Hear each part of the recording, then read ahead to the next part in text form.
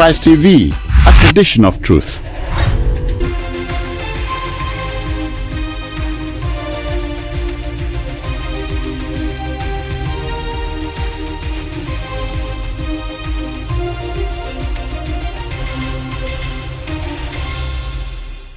Thanks for staying with us on Enterprise Morning. Let's now head into our main conversation segment. Now, President Bola Tinubu will be the honored guest of a joint session of the National Assembly on Wednesday when he will present the 2024 appropriation bill. This comes as the Federal Executive Council on Monday approved the 2024 appropriation bill of 27.5 trillion naira. Next year's proposal is an increase from the 26.01 trillion naira earlier considered by the Council. The Minister of Budget and Economic Planning, Abubakar Bagudu, disclosed the approval to journalists after the close of the FEC's weekly meeting presided over by Tinubu at the Aso Rock Villa, Abuja. While disclosing that the federal government is projecting 18 trillion revenue for the 2024 fiscal year, Bagudu said further details of the appropriation bill will be released when the president presents it to a joint session of the National Assembly on Wednesday. According to the minister, the medium-term expenditure framework passed by the National Assembly is being reviewed by the council. And we still have Emeka Madunagu on Enterprise Morning today. Thanks for hanging around with us still. And the question now is, how do you even respond when you first saw this figure?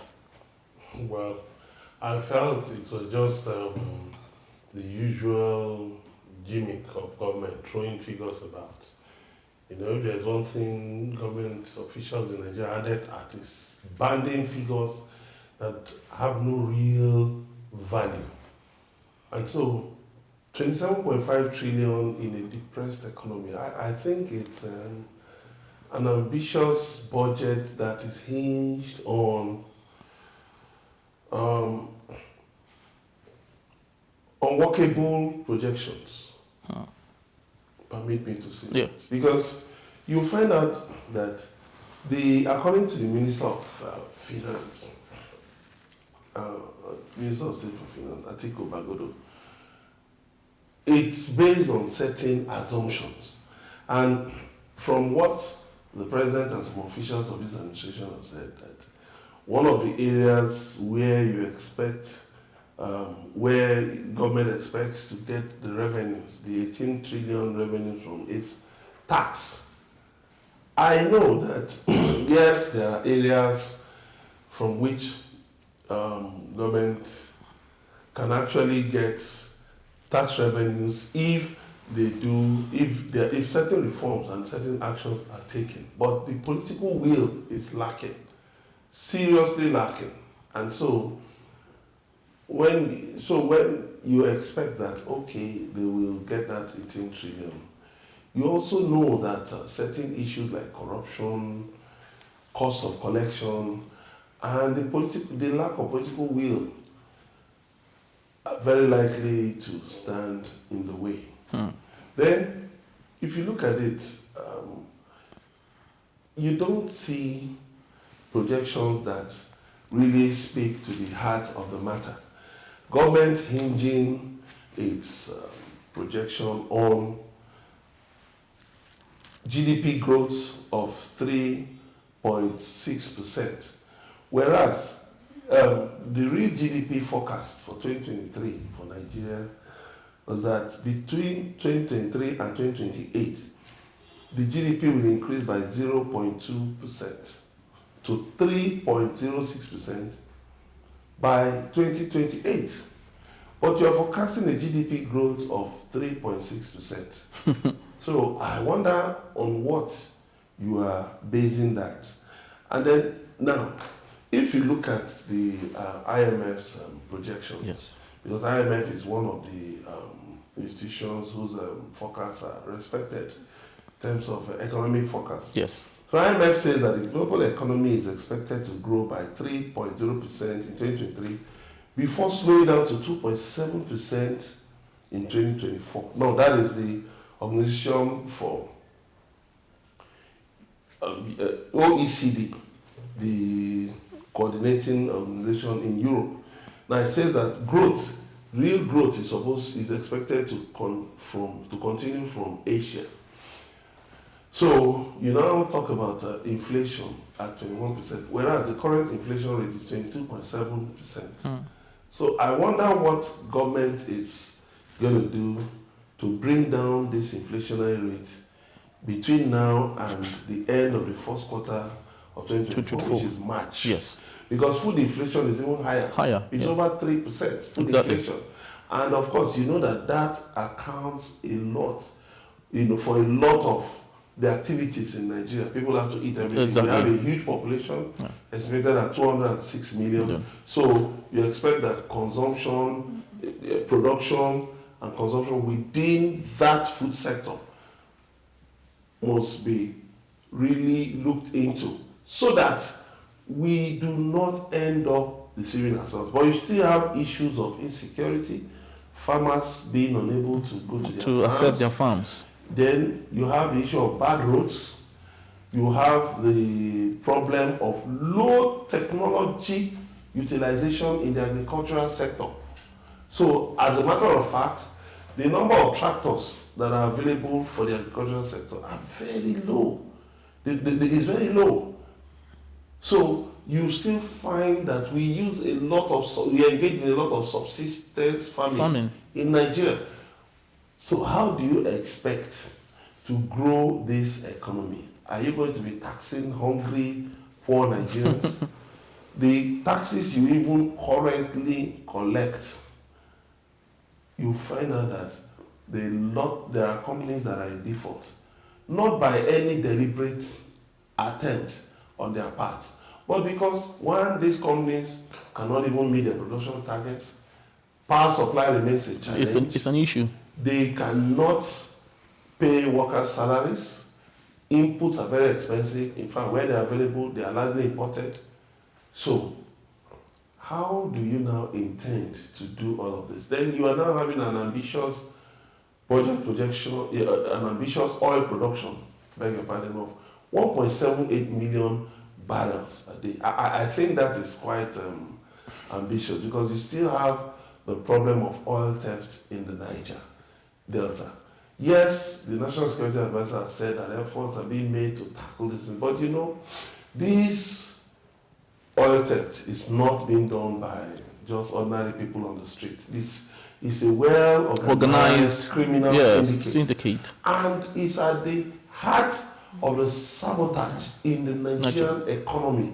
So now, if you look at the global economy, post-COVID, you find out that a number of nations have been shifting their expectations away from oil production because the vagaries in the market, the prices, going up and fluctuating depending on certain elements, issues, worldwide, cannot be relied upon. You cannot really forecast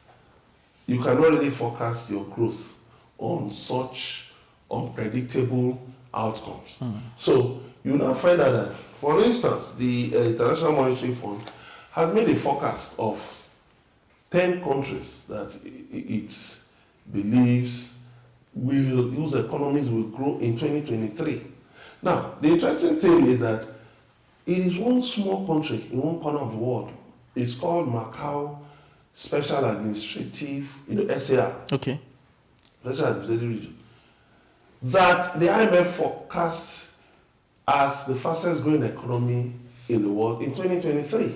What indices are they using to? I'll give it to you. That's why I said that you find that this top 10 fastest growing economies are not even really talking about oil production. Look at Macau SAR. Macau SAR, is talking about boosting SMEs, small and medium enterprises. Boosting SMEs. So one employs two. So by the time you have that, and maybe you have millions of SMEs engaged in different trades, in different subsectors of the economy, you find out that you will generate employment very easily. Now, a situation whereby they are looking at they are growing the local economies down to the grassroots. From the ground up. From the ground up, yes, so that as money is coming in, it's circulating from the ground up. So it's not from bottom, from top down, to bottom, yeah. but from bottom up. Yeah. So the local people in every part of Macau SAR, they are involved in economic production because they know it will ensure that money circulates, it will ensure that the economy keeps, that the wheels of the economy keep running. Then you look at something else, health, wellness. Because if people are well fed, if the well-being of the people, if the well-being index of the people is high, of course, they will be encouraged to engage in production. Exactly. So they are looking at health, areas in health, sort of, encouraging people to look at Macau as a tourism destination, as a health hub, so that everybody is pointing in the direction of Macau. You might soon find health professionals migrating over Macau SAR, because the government is really looking into growing that sector, that ecosystem. Yes. Then you have wellness. You also have ICT, innovative technology, not just ICT, innovative technology. So looking for how to use ICT in innovative ways to ensure that, as many industries as can be, off-takers from that sector, as many, the value chains, as many points as you can have on the value chain, they keep stretching and stretching and stretching. Then they're also looking at Macau as a destination, which is very important in economic development. A destination for conferences, for exhibitions, for conventions, and also as a healthcare tourism destination, a medical tourism destination. So they're now trying to compete with, for instance, India, with Israel, some of these nations that are known for the medical tourist destinations. So what are they looking at? Ecotourism. Like if you look at Guyana, which is second, ecotourism. They're looking at using their flora and fauna to attract more tourists, eco-tourists. And more money coming into the system. Coming in, yes. So when we keep talking of oil and oil and oil, I jumped something. Macau is projected, GDP growth is an ambitious figure, 74.4%. Wow. The highest. Wow. The next, Guyana, is just 38.8%. And these are based on real GDP growth. When you remove inflation, because when you talk about GDP growth, we'll grow our GDP to blah, you talk about the inflation. What is the cost of food? What's the availability of food? Food security. Those are the things you need to look at. So when you do the people have access to improved nutrition? That is a key question to ask. So it's not as if people are going to work and people do not have the right kind of nutrition that will ensure that medical bills, that government's expenditure and private expenditure on healthcare is reduced. But if we might just come back home for a bit, to buttress what you said and to continue from that, the budget as it's going to be made is banking on the exchange rate of 750 naira to $1 and also a benchmark crude reference price of $77.96. How realistic is this? Because I would love us to be more local about these issues, because it's very important we try to see how we can decipher these issues. We must move this budget beyond oil. We must move this budget away from oil. It has become a national imperative. It has become a national emergency. Oil is no longer dependent, not even Saudi Arabia, as the highest oil producing nation in the world. They no longer depend largely on oil, because oil is no longer a resource on which you can grow your economy. So If you have a major crisis, for instance, that raises the oil price, but does not translate to prosperity for your people, like we've had in the case of Nigeria, where does that take us? We've had, under the previous regime of Muhammad Buhari, you had 2 recessions, back-to-back recessions. You had COVID. But also, you had periods of increased oil revenues, which didn't translate to prosperity for Nigerians. So what it means is that we must move this economy away from oil. I'm an advocate of that. We must make sure that we look for other areas. We must deal with insecurity. We must deal with insecurity. We must deal with power. Those are vital for the industries that revolve around them. Insecurity, okay, look at how many tourist destinations you have in Nigeria, but people cannot go there. Assess them. There was a Nigerian who went with his wife, I think the wife is from Canada or America or the US. They went on vacation. picnic, Okay. on vacation, somewhere in Kaduna. Kajuru, I think it's Kajuru. Kajuru. They were killed. They were kidnapped and killed by bandits. Now, how do you convince a tourist to go to such places? And Kajuru Nature Reserve is a potential money spinner. You have Obodo Ranch, but the cable car in Obodo Ranch for some years now is said to be not to be working. It's moribund. Where are the roads? The aviation sector, questions have been raised again and again about the problems in the aviation sector. You saw the problem of an aircraft that left, that was supposed to head from one place Lagos to another. Saw itself in Asaba. And it landed in Asaba. These are the things in the aviation sector. That's part of the whole. That the aviation sector that people have been complaining about. You have insecurity, you don't have roads.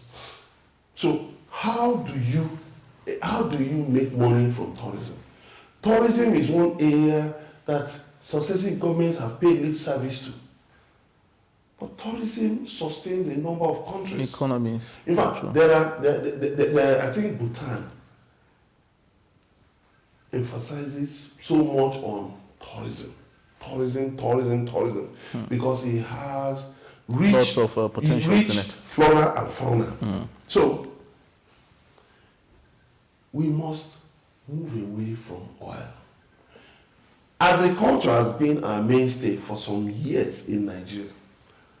Based on the most recent forecast of the National Bureau of Statistics, services had overtaken agriculture. You even find oil right down on the ladder, the lower rungs of the ladder. Meanwhile, you have telecoms even higher than oil production. Wow. So why don't we look at our areas of strength? Exactly. And build on them? Education, for instance, is a major money spinner in Nigeria. I'm not saying it's a commercial venture, but you see, the love of Nigerians for education translates into their thirst for, for better quality of education and all that. So that's why you have so many universities.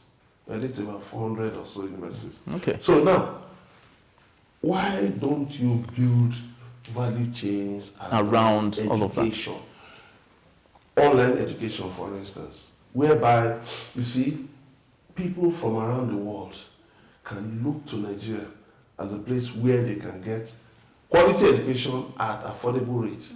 Because you see, there was a recent report that Canada, is gradually replacing the United Kingdom as a destination hub for education. Because it got to a point the United Kingdom now started charging outrageous fees for international students, targeting Nigerians, yeah. And then people began to look in the direction of Canada.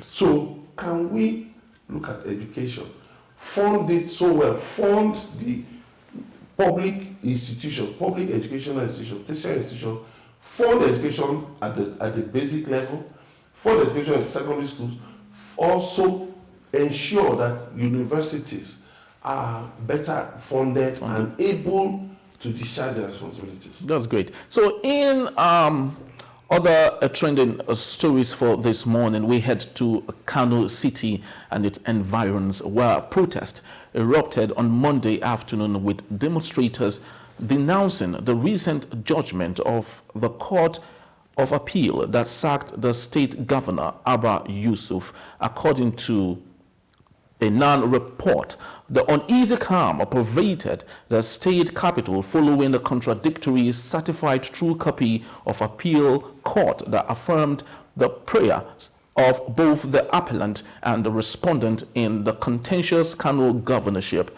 In what appeared like a coordinated action on Monday, huge crowds of protesters stormed strategic positions in the city as it visited temporary hiccups on commercial activities. Kano Zaria Road, Maiduguri Road by Muhammadu Buhari Interchange, and Kantin Kwari Kano Textile Market were taken over by hundreds of youths who called for justice for Abba Yusuf. Emeka, what do you think about that? Yeah, what I think is that political gladiators are up and about their game once more. The hitches in the appeal court judgment, the governorship petition, the election petition, also did not go down well with many Nigerians. The conduct of INEC once again came to the fore, that it didn't carry out its duties in the way that will inspire confidence, the confidence of the electorate. So now the people have been coming out, to protest. Although the Commissioner of Police has said there should be no protest, but you cannot. You can't stop it. That protest is a democratic right. Or the unfortunate thing is that Nigerian police has continued to retain that colonial legacy of repression, of looking at the police uniform as an instrument as a tool of repression. Yeah. So the Commissioner of Police saying that people should not protest and all that, it is absolutely unlawful. It's unconstitutional. Protests are guaranteed by the Constitution, by the laws. And so the people have a right to protest. You cannot say, no, take your protest here or don't protest. You cannot say that. You cannot say that at all. It's wrong. Let the people protest. Let the people ventilate their grievances. What you can do is to make sure that the protests do not get out of hand. Yes. Then you say you arrested 7 people. For what? For exercising their democratic rights. That even shows a poor understanding of democracy by the police. And those 7 people should be released unless they're engaged in maybe destruction of public property. Otherwise, if they are arrested for just engaging in protest, then that is unlawful. You are breaching their rights, their constitutional rights. And it is unacceptable. So now the issue has moved to the Supreme Court because the appeal court said it would. The registrar of the appeal court said the problems, the issues, the discrepancies in the CTC, certified true copy of the appeal court judgment, in that matter will be corrected. But the lawyer to the governor of Kano State, Chief Wale Olanipekwesian, has said that the appeal court has lost its right to take any action in that petition. And as a matter of fact, the Constitution said that the Electoral Act says that election petition at the appeal court level must be dispensed with within 60 days. Not from 60 days. Not by within 60 days. And as at the 18th of November, that the Court of Appeal had become functus officio, which means the Court of Appeal has ceased to have any jurisdiction in over that matter. So there is the only way the Court of Appeal can seek to remedy its deficiencies in this matter is by transmitting the judgment to the parties so that they can file those judgments in their claims at the Supreme Court. Now that is one of the issues, in our polity, whereby the judiciary cannot be trusted to give impartial judgments without this issue of clerical errors and all of that. Yes, the pronouncement, based on the pronouncement made in court, which lawyers say is superior to any other thing. Okay, the pronouncement was that the court, in its wisdom, the appeal court in its wisdom, sacked the governor of Kano State, Kabir Abba Yusuf, and declared the APC contender as the winner of the election. All right. Now, coming out again, if you look at the CTC said a different thing. It said that Abba Yusuf actually won, that is, the election should be upheld. So, Chief Wale Olanipekun has been saying that